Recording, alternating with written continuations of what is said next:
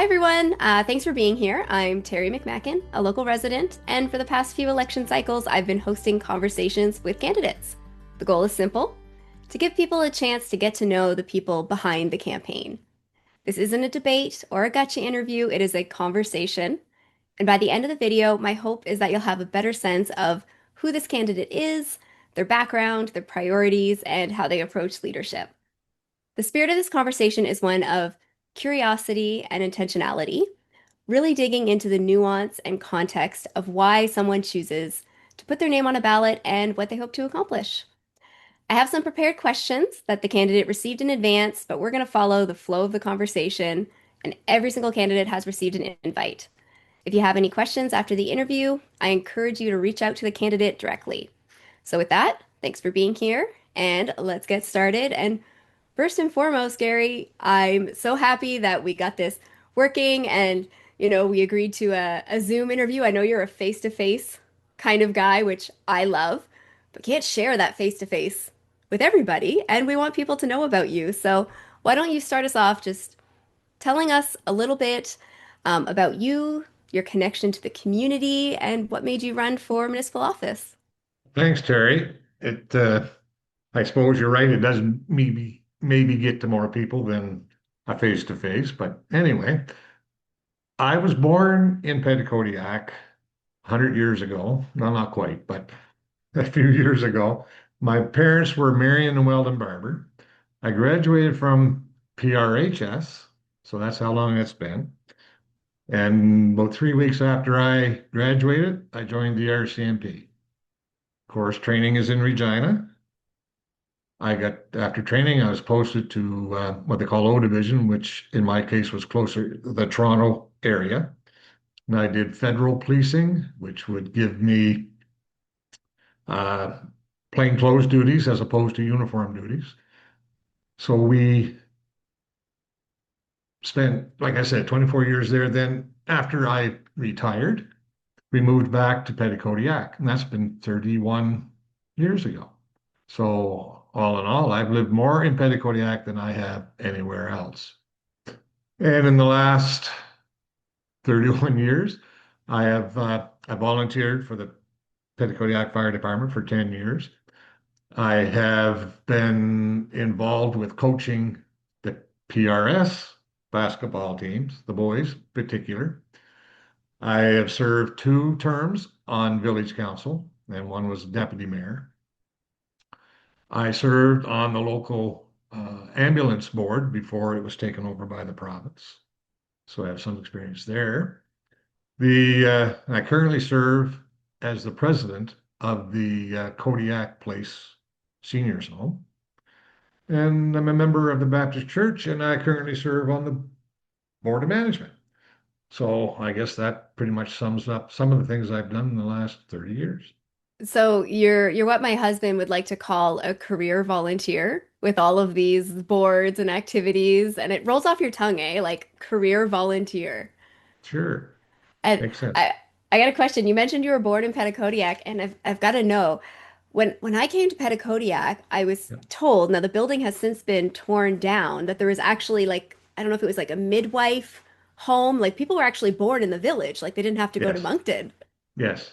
No, I was actually born in the Moncton Hospital, so I can't claim that as my birthplace. Did I just But that's in age the you parking right lot of the there, Baptist or? Church. Yeah. Oh, that's fun.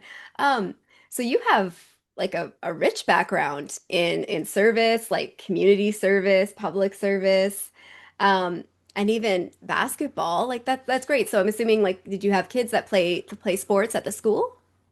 Yes. Well, the senior boys basketball team.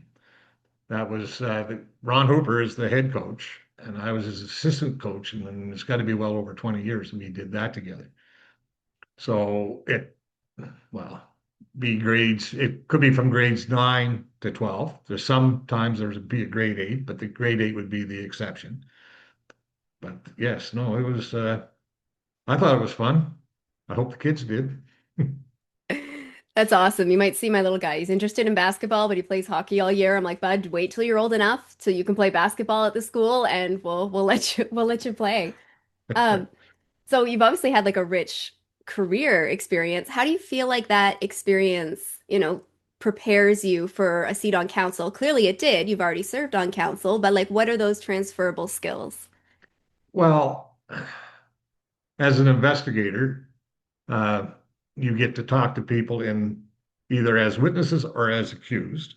So you get that skill of listening and hopefully getting the right answers or the wrong answers, depending on which person you're talking to. And as far as leadership, was, I don't think maybe people here know, but there was a immigration task force set up in order to arrest and deport hardened criminals that are evading deportation. And I was in charge of that unit for the RCMP. So I have leadership. I don't think that's something that would be very foreign to me.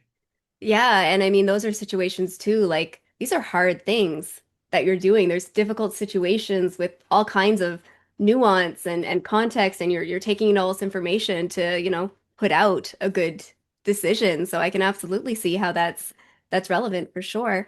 Um, so again, you've served and now like have you just decided this is just a different point in your life that you want to serve again, or were you bored? Maybe? Well, I'm fully retired now. That's been for 2 years. And yes, I was getting a little antsy as to wanting something to do when this opportunity came up. And I think I can give more time. My day starts at 8, ends whenever it ends. But I can give that time to the community now as opposed to driving a bus somewhere. Well, and clearly you have a track record too of like actually giving that time and seeing outcomes. So and I'm asking this because I feel like you're in a really interesting position compared to like other people that I'm interviewing. It's like you're not currently serving, you have served. So you've got like this kind of perspective of both, where I might interview people who have never served before or might be currently serving. But with that, what do you feel is the most important responsibility of a counselor? And I'm curious if that's changed for you since, the time that you did serve, the time you've kind of spent away and then the time you're hoping to have, like, what does that look like? I'm hoping to be the mayor, so I'd have a little different responsibilities than maybe the councilors would have, because I would have the opportunity to place the counselors or at least have conversation with them as to what their skill sets are, where they would best fit in the council uh, activities, and hopefully would be able to encourage them in their activities and listen to the staff, listen to the public. I feel like that brings it full circle, and you're saying part of your work is really like that listening, right? Yes, So it's not just yes, listening to the community, but I know what it was like to kind of be assigned your portfolios, and I've got a right, very specific, more community focus than I think a lot of the counselors were a bit more flexible in their positions where I was like, right, I'm probably better at these things. So yeah. I think that's really great that you recognize that that is, a key responsibility of someone in the mayor's seat is to help make sure the right people are where they need to be.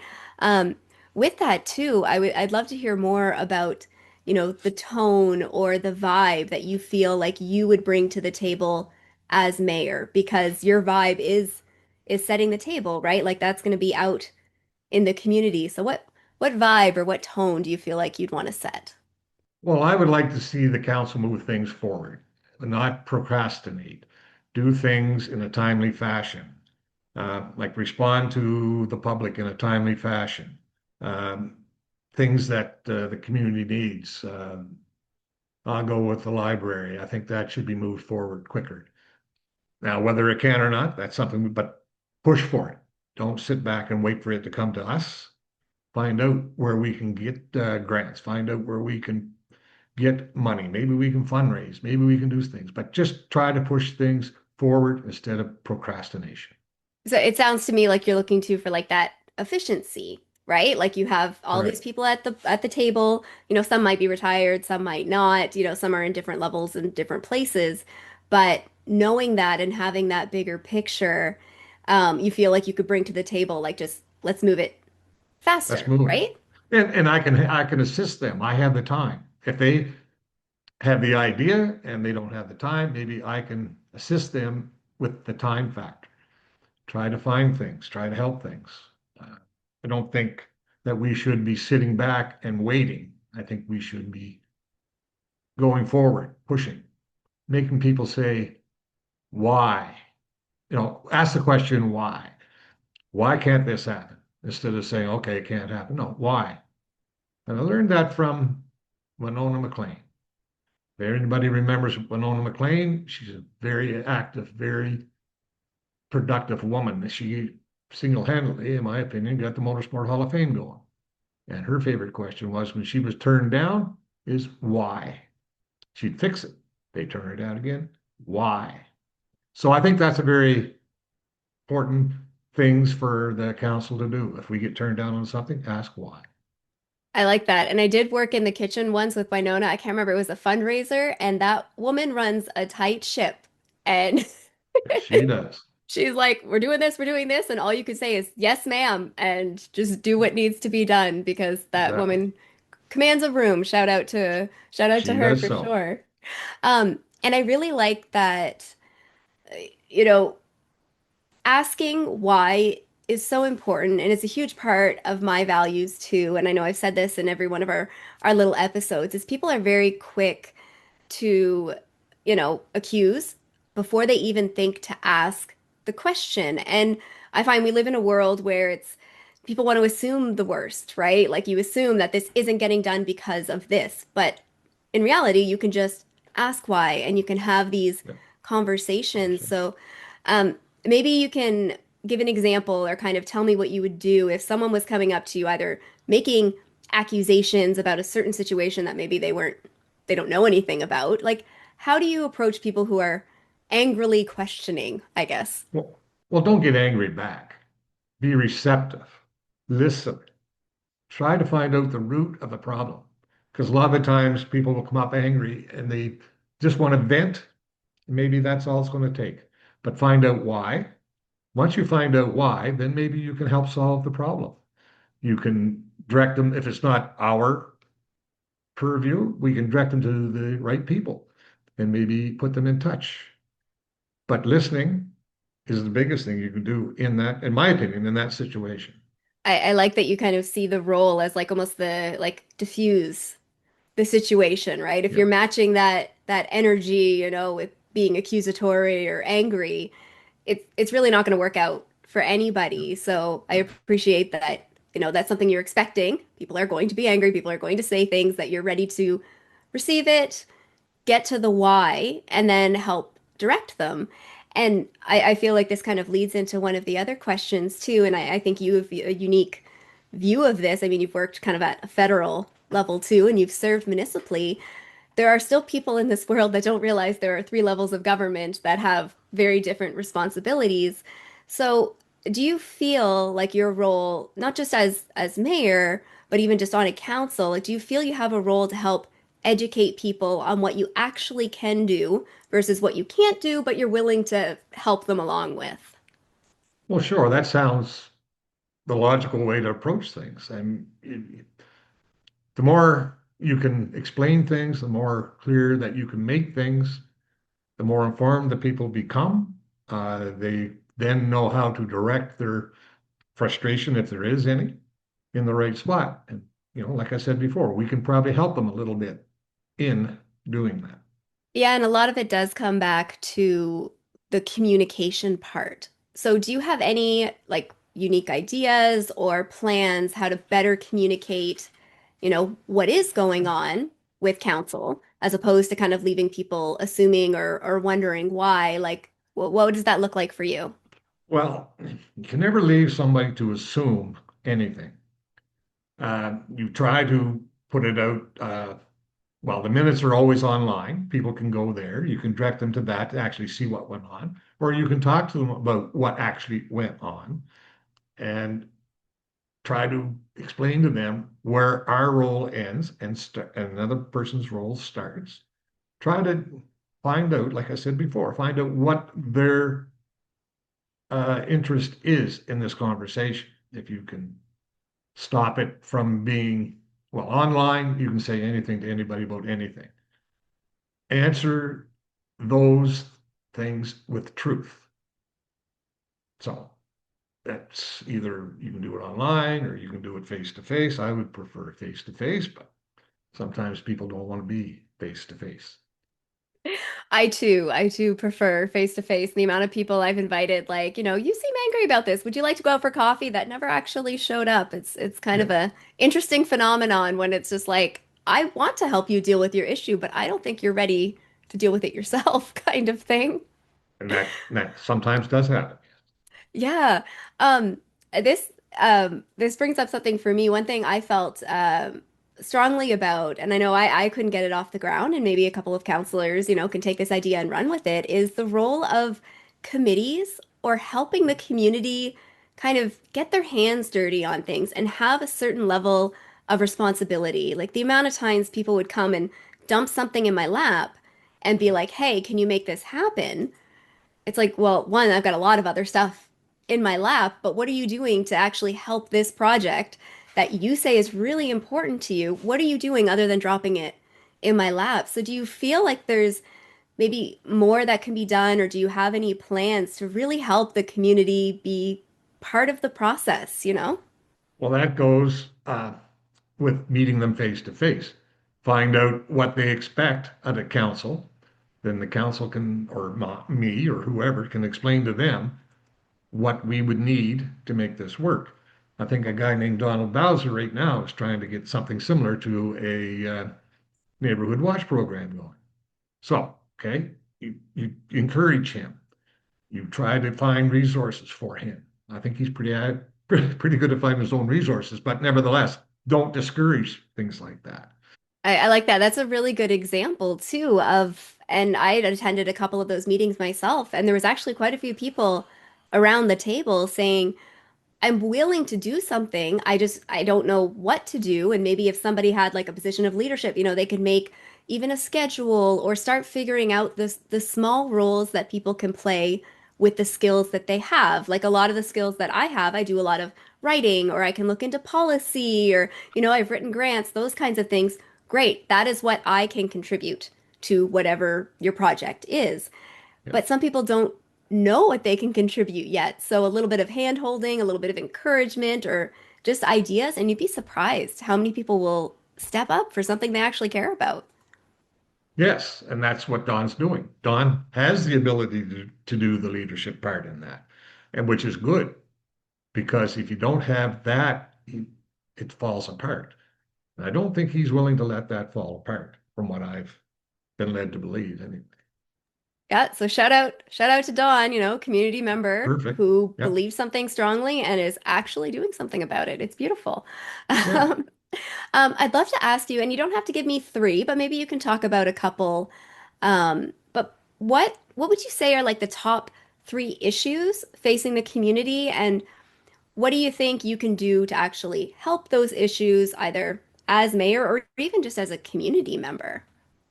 Well, there are three things that have been told to me that are community concerns. One is the library should be opened up as soon as possible.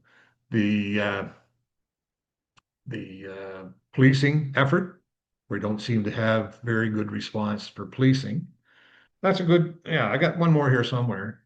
That's okay. It can come to you, but I love that Yeah, you said library first, because library is obviously very near and dear to my heart too. And I was yeah, walking downtown, I saw that little sign on the door, future home, yeah, and I got really excited. yeah, But it would be helpful too to have, good communication around that instead of people wondering or, having questions. yeah, We all know something is happening. exactly. It'd And be the really other nice to thing know. is the unsightly premises, unsightly and dangerous premises. A lot of Yes, people yeah. are not happy with that. So, find out what we can do there. Unsightly, that was a really interesting one for me because I know when I was on council, there was, of course, there still are lots of unsightly premises. And I remember going straight to the bylaws and being like, aha, I found it. They're not allowed Yeah, to do this. And the block was actually the enforcement, which was something I had to learn as a counselor. It's just like, great, like this is written somewhere that it's against the rules, basically the rules that govern our Yep. area. Yep. But when it comes to the enforcement, municipalities across the province have their hands tied in ways that are incredibly frustrating. I'm still very involved with the union and municipalities, and I help plan the conference and all of that fun stuff. And it's a big issue that doesn't have a simple solution. So knowing that your council and that it's something that's on your radar, like I think that's important to a lot of people. Well, that's what I've been told. So, in general, because yes, you're running for mayor, but then you're also going to have to work with this table of councilors. But what qualities do you think make an effective municipal leader, mayor or not? Well, the ability to listen. If you listen, a lot of the problems will surface, and you can then figure out how to fix the problem. Uh, like communication, you can't hide.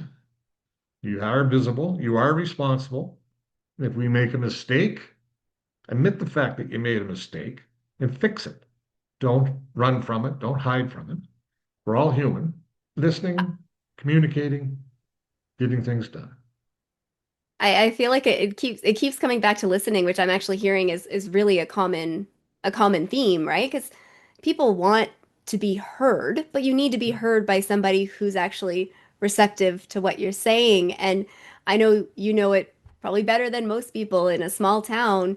You're accessible kind of whether you like it or not, right? You're at That's right. Foodland, Yep. you're just buying your milk and someone's asking you about their sewer bill, right? Yep. Sure. Um, I know you like in your situation, you're retired and you probably have more time than most, but I also feel like it's really important for any leader in the community to kind of set healthy boundaries.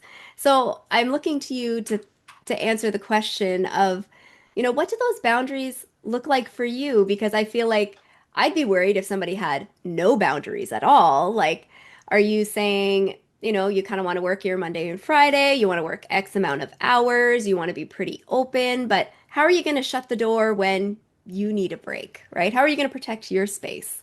When if somebody calls you after time after hours, whatever that might be determined, I'll call you back tomorrow. I'll see you tomorrow morning, or I'll see you tomorrow afternoon. You set the time.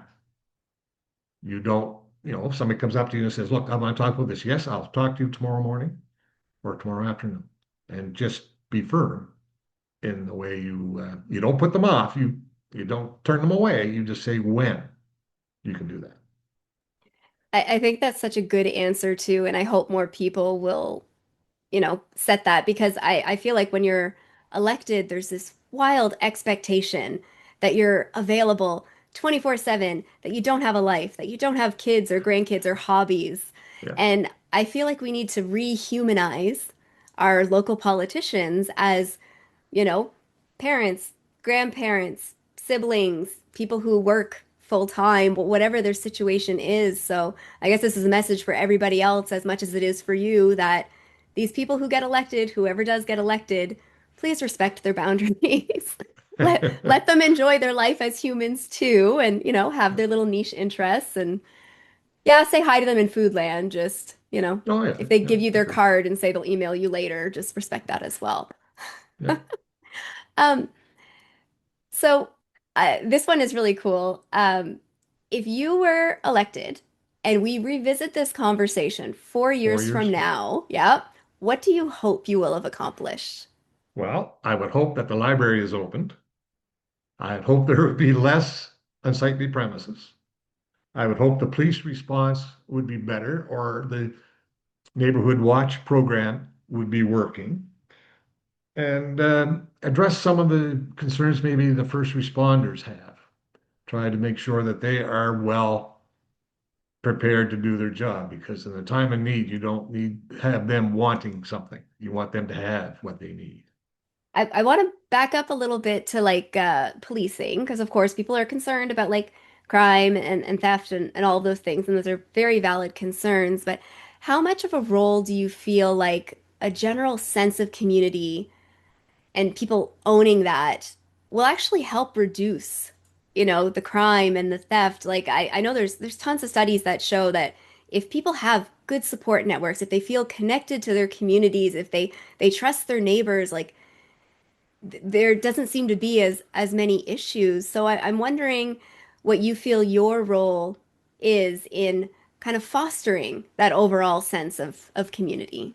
Well, the Don Bowser, encourage him to get that program running. And that would lead to maybe less crime because criminals don't really want to get caught. So they know there's people watching and that people will report what they see.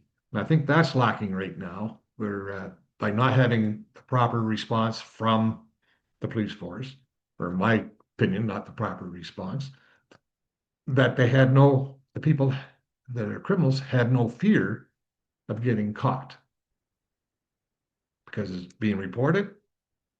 Somewhere it goes into whatever iCloud it's in and it never comes back down from the cloud. So try to ensure that our police forces that are governing our area are aware that there is crime and that there is happening at this time of the day. Put people in place to maybe look after them. We aren't, we as a community, I don't believe, are reporting the crimes that are happening. So they get a false impression. They'll come and give you statistics. Well, all crime's down. Well, no, crime's not down. Reporting of the crime is down. And try to encourage our residents to do something about the reporting aspect. I really appreciate that you mentioned the reporting because I remember being at the table and they say, "Oh, we only got 5 calls Yeah, about this one issue." And being someone who manages our local community page, I'm like, well, there was about 20 posts on it. So, but yeah, you're right that there's almost like this inherent distrust. It's like, why bother reporting it because nothing happens? But then if you don't report it, there's no record of anything that would make it so that they come here so that they actually catch people in the act of doing the crimes. But what I'm hearing too, especially with what Dawn has going on, is there really does need to be that closeness. Like people need to know that we're all watching and we're all looking out for each other. yes, And that in itself is preventative, right? yes, If you think, like yeah. I kind of live at like the top of a hill. We, knock on wood, have not had much for issues, but literally down the street, like I'm hearing of people, their garage is broken into or whatever. But I really do feel like there's that role with any leaders in the community, especially our local government, to encourage people to actually know their neighbor and to actually connect with the people in their community in real time and away from a screen. Like, go meet at the park across from Foodland. I'll catch you at the market. Or, let's go Yeah. for a walk in Maple Park. Like, I mean, you're walking all of the time. And maybe I can jump right into your little adventures because I love seeing you walking and you're always waving. Like, what do you do on those walks? Are you thinking? Are you meeting up with people? What does that look like? Well, I'm doing a bit of everything really. I have an audiobook usually going on, but I mean that turns off when anybody wants to talk to you. And actually was on one of those walks that somebody encouraged me to run for mayor. They went and got the papers, brought them to my house, and so it works. The walking around, talking to people, seeing people kind of helps. I like that. It also makes you more like visible in the community, and you'd be amazed the conversations you can get into just walking. And as somebody who came from the city, and I mean I've walked around the city all the time too, Yeah, coming here, everyone, hey, hey, and my husband jokes that he can't take me anywhere, like because it takes twice as long because I've yeah. gotten into a conversation, and I'm sure Joyce would say the same thing about you. Can't take you Well, anywhere. And that's true right now. But see, I lived in the city for 24 years. You had to really work at getting to know your neighbor. Both, like I was in the semi, so I made it a point to know the attached neighbor, the neighbor on my right, and the neighbor in front. But it was not easy. People don't wave, don't talk, don't do anything. So coming here was nice. People talk to you. So if you can engage them in conversation, maybe you can find out what their thinking is, what can happen. So yes, the walking will help. yeah, definitely. And knowing your neighbors, like I mean, you know where I'm at. I've got I think when I first moved in, it might have been like the first winter. The people across the street from me, it's mostly seniors, that little apartment Yeah, there. And a lot of them were snowed in. And I didn't even have kids then. I'm like, I go grab my shovel, I shovel out, I leave my number. I'm like, hey, my husband and I just moved in across the street. If you need anything, like, please call us. And they all Hmm. have my number down there. When there's storms, I'm checking in because I know most of them are seniors. Same with my neighbors Right. on either side of me. And when we moved in, we had the youth house next door. And I remember there was a little bit of grumbling with some of the neighbors, oh, kids these days, that kind of stuff. Yeah. And I went over there, introduced myself. I said, hey, I've got this big yard. Like, if the kids want to run on the yard, just don't leave garbage, but like, let the kids be kids. And they would show up at my house like Valentine's Day with like cookies and cupcakes. And it's Yeah. amazing when Sure. you introduce yourself to people, basically say, hey, I'm not a threat, you know. If you need any help, give me a call. Like it's amazing what that can do just for the morale, right? And that sense of community and sense of belonging Exactly. that's so important. Yeah. Yeah. And if you know the people, if you see something happening, you're more likely to do something about it. If you don't know the people, you're just, oh, well, that's let it go. I'm not going to worry about it. And the little community up here where I live, everybody knows everybody, and everybody knows if something is not right, you know, they question it or it's kind of nice to know that you can go away and somebody actually is going to look after your property for you. So that's good. I've gotten messages from neighbors. Now I'm more proactive in that, like I'll send out a message like, "Hey, I'm gone for the weekend. This person's coming by to pick up Yeah. something. Don't panic. They're not Yeah. breaking into my house." But I've Right. actually gotten messages like, "Hey, there's a car. It's been outside of your house for a bit." And then I'd be like, "Oh, it's this person. It's fine." But Yeah. somebody Yeah. is watching out for you and watching out for Exactly. your property. And maybe it's a bit more nosy than it needs to be sometimes, but I would take that over Never, the never too alternative. nosy. Never too nosy. It's all good. Yeah, I have learned that it's caring, right? Like you're Mm, caring that's that right. the people Yep. around you, something is different, right? Yep. Yep. Oh, Yep. that's awesome. I love that all of these conversations that I've done with people have gone like different directions. Like with you, I feel like I'm talking about different things than with this candidate. And I feel like that really goes to show the diverse group of people that are stepping up to serve our Exactly. community. And, Yeah. this will be a pretty, interesting council. Should you be mayor, it's a good team you're going to have to be leading. So good luck. And I think you'll do well. Thank you. Uh, so this is a question I feel like we can dig into a little bit because you do have such a high level of understanding and just how, the politics of this works. But like there's going to be decisions that you're going to have to make and they're going to be unpopular, they're going to be based on really complex situations and a whole lot of information that you've spent time digesting. But how are you going to communicate these decisions, these complex decisions to people who are not in it like we are? Well, complex is made complex by somebody who can't explain it simple. So you will try.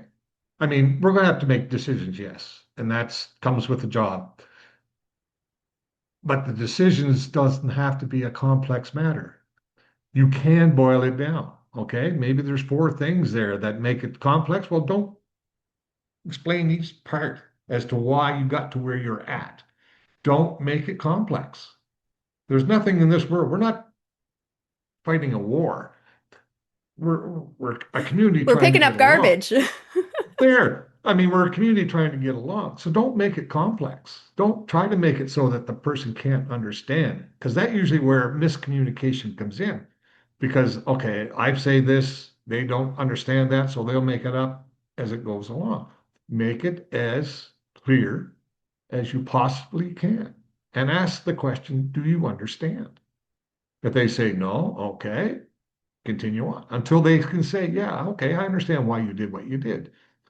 Nothing is that complex in what we're doing that cannot be boiled down into something that everybody can understand.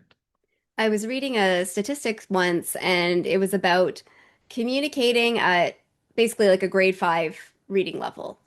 And yeah, there are things that are, kind of out of the realm for people, like I struggle with certain areas, whatever, but you're right, you can communicate at a level that the vast majority of people can understand or at least respect how you would have gotten to that decision. Because when people cast their votes, they're effectively saying, I'm trusting you to make these decisions on my behalf.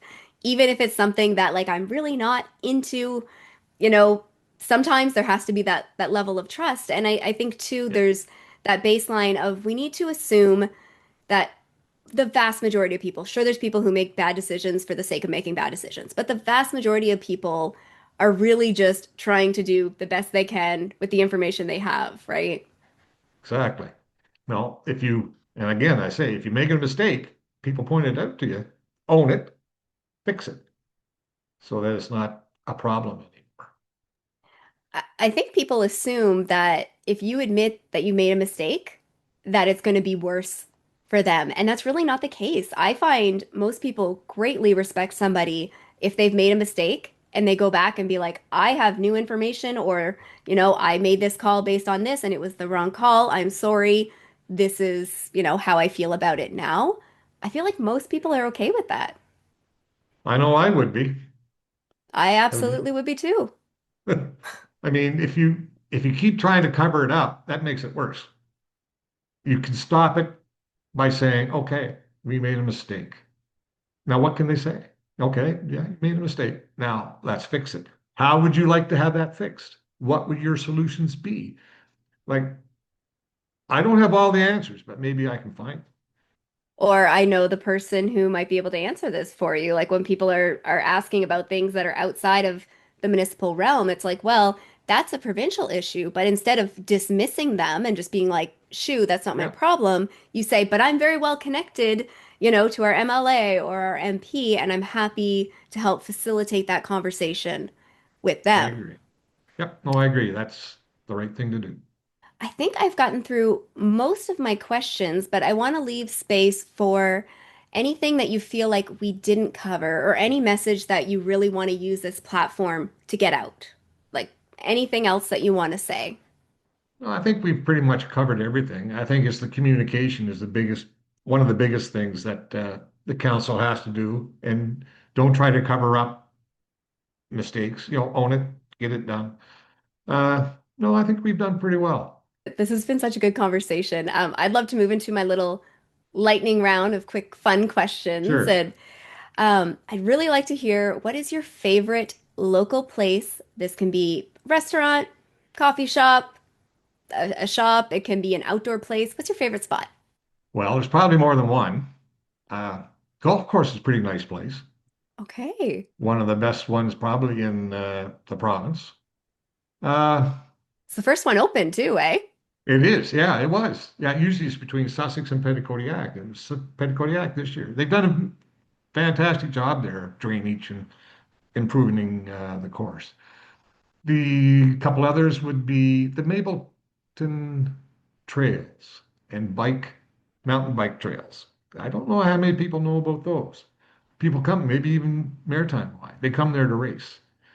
A That's guy named Luke awesome. Steves, and I think my neighbor Greg also goes back, and works on those things. So that's something that not a lot of people may know about.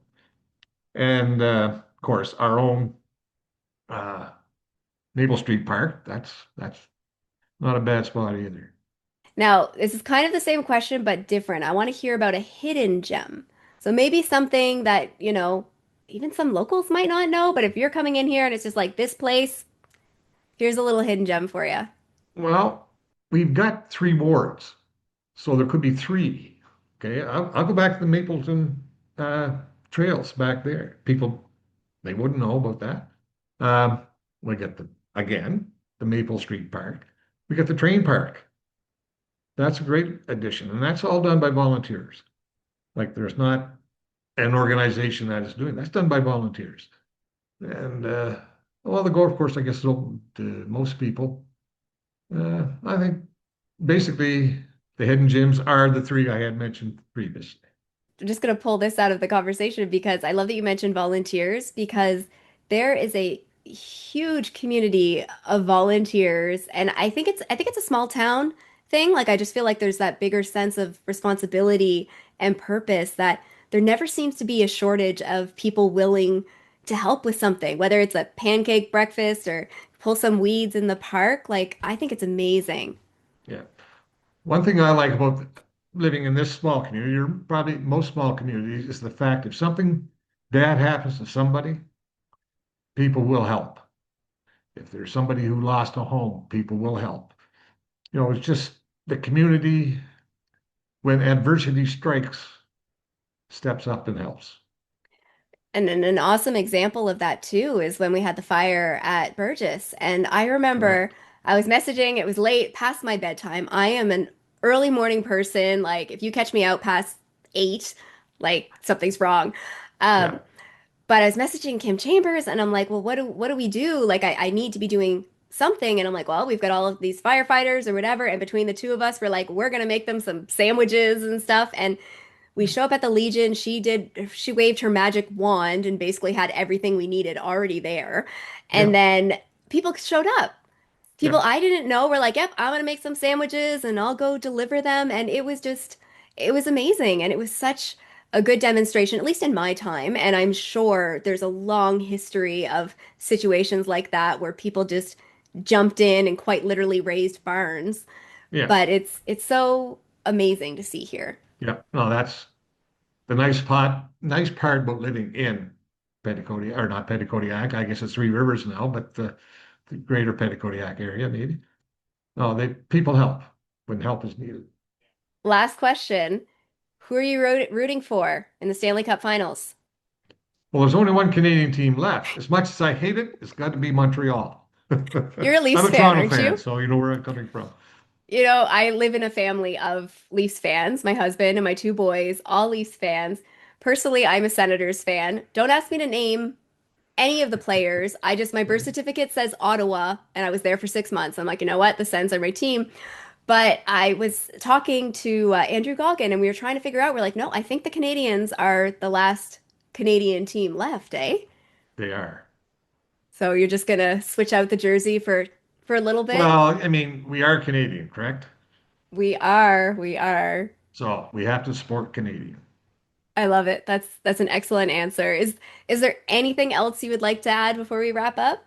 No, I think we've covered just about everything we need, and I thank you for that opportunity. I love it, and I'm so happy you agreed to jump on Zoom with me. And um, I think people will be really happy with this interview, and I think they'll learn something that they didn't already know. So that's great. But I'm gonna let you get the rest of your day back, and I will get Thank this you. posted as soon as I can. But you have yourself a great day. You as well. Bye now. Bye.